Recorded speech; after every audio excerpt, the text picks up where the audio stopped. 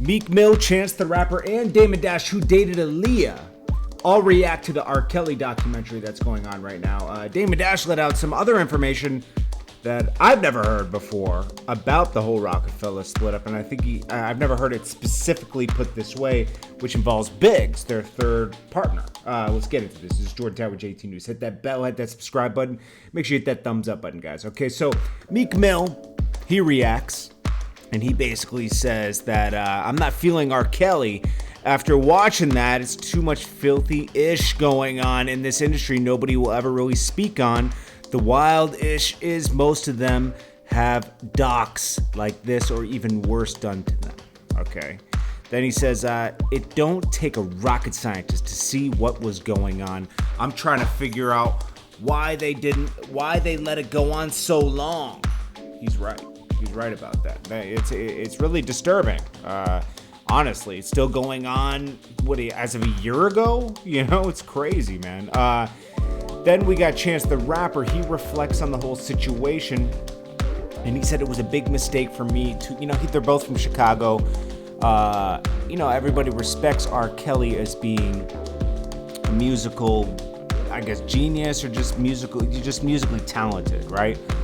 And just staple in the culture, but also there's so much bad stuff that goes with him, but you still want to do Chance the Rapper did a set in 2014 with he made a cameo in Kelly's Backyard Party video in 2015, so they collaborated, and then Somewhere in Paradise tracked together with Jeremiah in the same year. Okay, so Jeremiah's also from Chicago.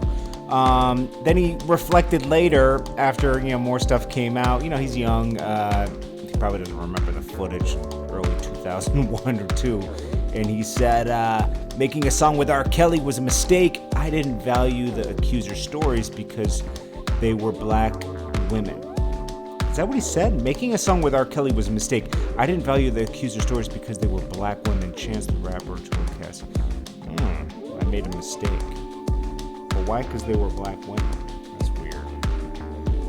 Anyways, we hear stories about this sometimes, and there's a few bad seeds that ruin it for everybody else. A few women that just chase money and make up stories. And then there's a lot of women with real stories.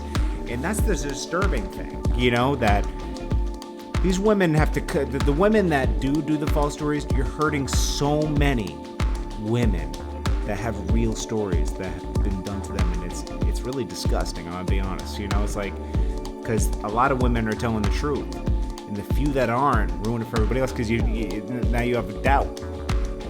Damon Dash reflects on the situation, and he says that he was not on there was a Best of Both Worlds album that happened on Rockefeller. It was called Best of Both Worlds, R. Kelly R&B side, and Jay-Z rap. Right? Damon Dash said, I wasn't my name's not on that because my girlfriend Aaliyah, that was his girlfriend. Which is a funny story between Jay-Z and Damon Dash, because I think Jay-Z wanted Aaliyah, but then Dame Dash got her, in 1999, 2000.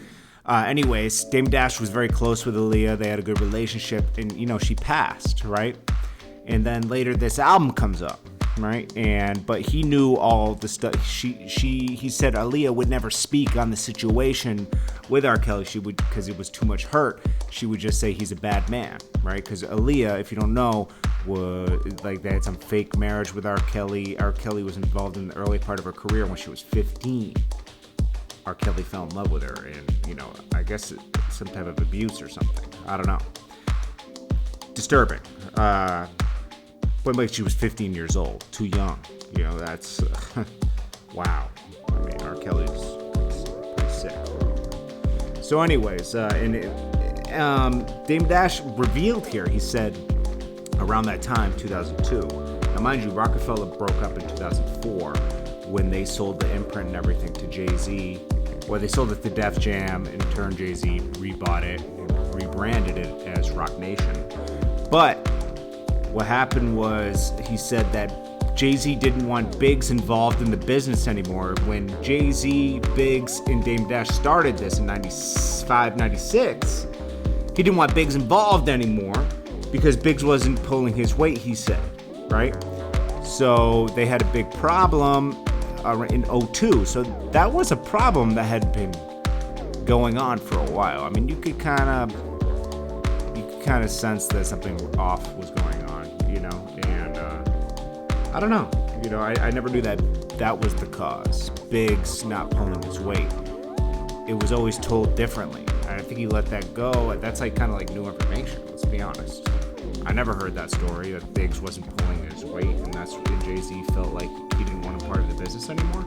And Damon Dash, that was his boy, and he wasn't going to go against Biggs for Jay-Z. He said, we could dissolve this and start a new thing, but not Rockefeller. We can't put him out of his own company.